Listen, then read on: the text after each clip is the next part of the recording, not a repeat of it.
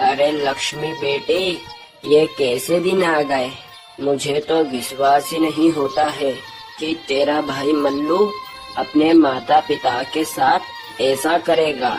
उसकी परवरिश में ऐसी क्या कमी रह गई। अब दुखी मत होइए पिताजी, ये सब आपके कारण हुआ। माँ के इतने बार मना करने के बाद तुमने उसे शहर पढ़ने को भेजा। ना वो शहर जाता, ना वो डकैत बनता। नहीं लक्ष्मी बेटी, नहीं, मैंने तो उसे शहर पढ़ने भेजा था।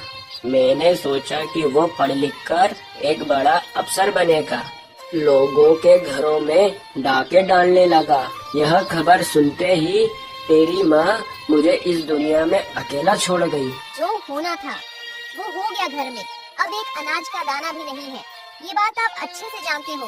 आज का तो जैसे तैसे हो जाएगा, मगर फिर कल का क्या होगा, ये सब मेरी समझ से बाहर है। अब मुझे लगता है कि घर घर जाकर भीख मांगनी पड़ेगी। पिताजी, यह दिन देखने से पहले अच्छा है मैं मर जाऊं पिताजी। आप इस गांव के सरपंच थे, ऐसे में आप घर घर जाकर भिक्षा मांगेंगे, वो भी थोड़े से अनाज के लिए। अरे बेटी, मैंने जितनी गांव के सरपंच बनकर इज्जत कमाई थी, वो सारी की सारी इज्जत तेरे भाई मल्लू ने मिट्टी में मिला दी। यहाँ तक गांव वालों ने तो हम दोनों को गांव से बाहर निकाल दिया। ऐसे में मुझे भीख भी कौन देगा बेटी। पिताजी आप चिंता मत करिए, मैं जमींदार के घर पर झाड़ू पोछा का काम कर लूंगी, वो तो मुझे काम पर रख लेगा। नहीं बेटी, इस बारे में सोचना भी मत। नहीं खाने पर भूखे मर जाएंगे, लेकिन तू किसी के घर पर जाकर काम नहीं करेगी।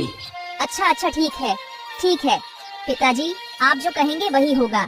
कल से हम बिना खाए रहेंगे, ऐसे ही मर जाएंगे, बाकी सब भगवान के ऊपर छोड़ देते हैं। बिल्कुल सही कहा लक्ष्मी बेटी, तूने बिल्कुल सही कहा। अगर भगवान हमें जीवन देना चाहता है तो वही खाना भी देगा, वरना हमें मृत्यु दे देगा। मगर आज घर में जितना भी चावल है उसकी खिचड़ी पकाकर खा लेते हैं। कल किसने देखा। आप यहाँ रुकिए, मैं अभी जाकर खिचड़ी पकाकर लाती हूँ। पता नहीं मैंने ऐसे क्या पाप किए जब मुझे ऐसा बेटा मिला। इस उम्र में मैं कहाँ जाऊँगा। लगता है कि यही मेरे भाग्य में लिखा हुआ है। पिताजी, गरम गरम खिचड़ी आप खाएंगे तो आपकी सर्दी भी सही हो जाएगी। अरे नहीं नहीं बेटी, वो सब ठीक है। बेटी, आज मैं और तुम एक साथ ही खाएंगे।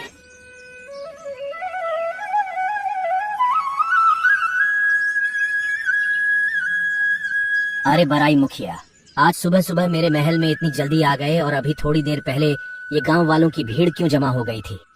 अरे जमींदार बाबू, उसी के सिलसिले में मुझे तुमसे बात करनी है, इसलिए आज मैं महल जल्दी आया हूँ। अच्छा, तो फिर चलो अंदर चलकर बात करते हैं। अरे बड़ाई मुखिया, क्या बात है जो तुम कहने इतनी जल्दी राज दरबार में सुबह सुबह आए हो, ऐसी क्या समस्या है। अरे जमींदार बाबू, अभी अभी गांव वाले एक समस्या लेकर आए थे। वो सभी गांव निवासी कह रहे थे कि इस गांव के मोड़ पर जो एक अनार का पेड़ है, उस अनार के पेड़ पर एक भूत ने अपना घर बना लिया। वो भूत ऐसा वैसा भूत नहीं है, वो एक ब्रह्मदत्त भूत है। क्या बोल रहे हो मुखिया जी, मेरे राज्य में भूत, वो भी ब्रह्मदत्त भूत, ये मेरे समझ के बाहर है। नहीं, मुझे इस बात पर विश्वास नहीं है, ये तुम्हारे मन का वहम है। नहीं जमींदार बाबू, बहुत सारे लोगों ने देखा है, इसलिए रात को कोई वहाँ से निकलता नहीं है। पहली बात तो ये, भूत कुछ नहीं होते, मगर तुम्हारी और गांव वालों की तसल्ली के लिए आज रात को ही हम वहाँ जाएंगे। फिर जमींदार और मुखिया रात के समय उस अनार के पेड़ के पास जाते हैं। अरे बड़ाई मुखिया, तुम्हें डर तो नहीं लग रहा? अगर डर लगे तो तुम वापस भी जा सकते हो, मैं अकेला ही जा सकता हूँ। नहीं जमींदार बाबू, मुझे डर नहीं लग रहा, मगर अब हम उस पेड़ के पास पहुँचने वाले हैं। आओ आओ, बहुत दिन हो गए हैं इंसानी मांस नहीं चखा। अचानक से भूत की आवाज सुनाई देती है। यह सुनते ही वह दोनों वहाँ से भाग जाते हैं।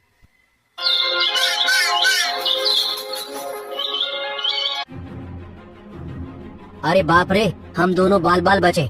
मैंने ये कभी नहीं सोचा था कि मेरे राज्य में भूत भी डेरा जमाएंगे। बराई मुखिया जी, हमें जल्दी से जल्दी भूत का कुछ न कुछ तो करना ही होगा, वरना ये भूत तो गांव निवासियों को हानि पहुंचा सकते हैं। अरे जमींदार बाबू, बाहर एक ब्राह्मण भिक्षा मांगने के लिए आया है। तुम उस ब्राह्मण को अंदर बुलाओ। ठीक है, मैं बुलाती हूँ। आज एक और आधा दिन हो गया है बिगर खाए। अगर आज कोई अपन दोनों की खबर लेता तो उसे बिल्कुल पता चल जाता कि ये दोनों भूखे हैं।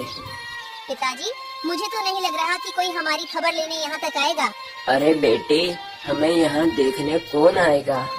अगर इन गांव वालों के दिल में जरा सी भी दया होती तो हमें गांव से बाहर नहीं निकालते। अरे मक्सी ब्राह्मण, तुम्हारे जैसे पंडित होने के बाद भी हमारे गांव में भूत ने डेरा जमा रखा है। तुम कैसे पंडित हो? जमींदार की बात सुनकर बाबा कहते हैं, अरे जमींदार बाबू, भूत भगाने के तो अनेक उपाय हैं, मगर कोई है जो उन उपायों को कर सकता है। ये लाल कपड़ा, अगर कोई इस लाल कपड़े को वो अनार के पेड़ से बांध देता है तो भूत वहाँ से भग जाएंगे। मगर कौन है वो जो अपनी जान पर खेलकर अनार के पेड़ पर ये लाल कपड़ा बांध सकता है? इस बारे में हम कुछ नहीं जानते। हमारे राज्य में कोई ना कोई तो ऐसा होगा जो अधिक तंगी और गरीबी से परेशान होगा। वो इस काम के लिए तैयार हो सकता है। हम उसे 10 बीघा जमीन और कुछ सोने की मोहरें देंगे। ये खबर पूरे गांव में फैला दो। सुनो सुनो सुनो, हमारे जमींदार बाबू भानु प्रताप जी ने घोषणा की है, जो कोई भी व्यक्ति रात के 3 बजे गांव के मोड़ पर अनार के पेड़ पर एक लाल कपड़ा बांधना है, जो कोई भी इस काम को करेगा उसे जमींदार बाबू 10 बीघा जमीन और कुछ सोने की मोहरें देंगे। सुनो सुनो। अरे पिताजी, ये आवाज किसकी है? कौन इतने जोर से चिल्ला रहा है? पिताजी, आप कहाँ चल दिए? सुना नहीं क्या बेटी? पेड़ पर एक लाल कपड़ा बांधने पर 10 बीघा जमीन और कुछ सोने की मोहरें मिलेगी। आपका भूखे रह रहकर आपका दिमाग खराब हो गया है। वो अनार के पेड़ पर भूत रहता है, वहाँ गए तो आप मर जाओगे। मुझे नहीं पता, मैं तुम्हें वहाँ नहीं जाने दूंगी। अरे बेटी, मैं अगर यहाँ बैठा रहा तो भूख से मर जाऊंगा। इससे अच्छा है कि मैं एक बार अपने भाग्य को आजमाता हूँ। हे भगवान, दया करो प्रभु, दया करो। फिर हरिया बाबा राजा के दरबार की ओर चल देते हैं।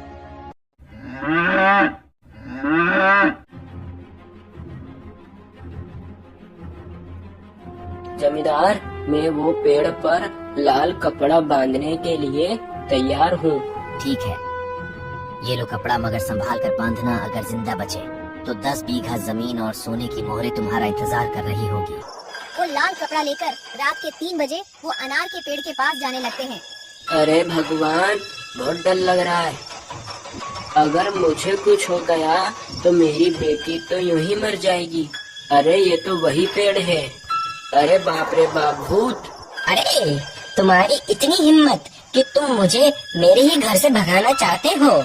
मुझे माफ कर दीजिए, मैं बेकसूर हूँ। मैं अपनी गरीबी का मारा हुआ हूँ।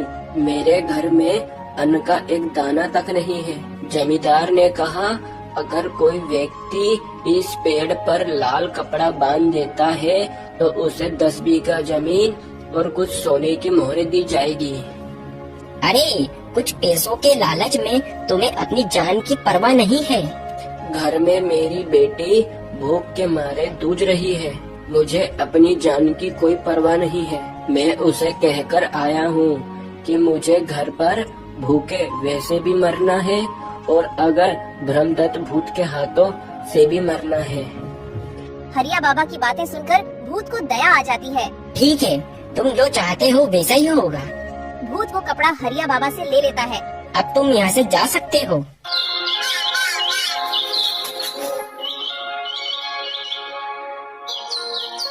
अरे, जो पूरे गांव में कोई नहीं कर पाया वो एक बूढ़े बाबा ने कर दिखाया।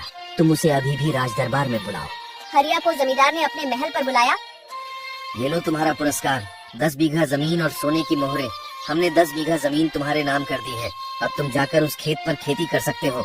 आपका बहुत बहुत शुक्रिया जमींदार। हरिया खुशी खुशी अपने घर की ओर जाता है।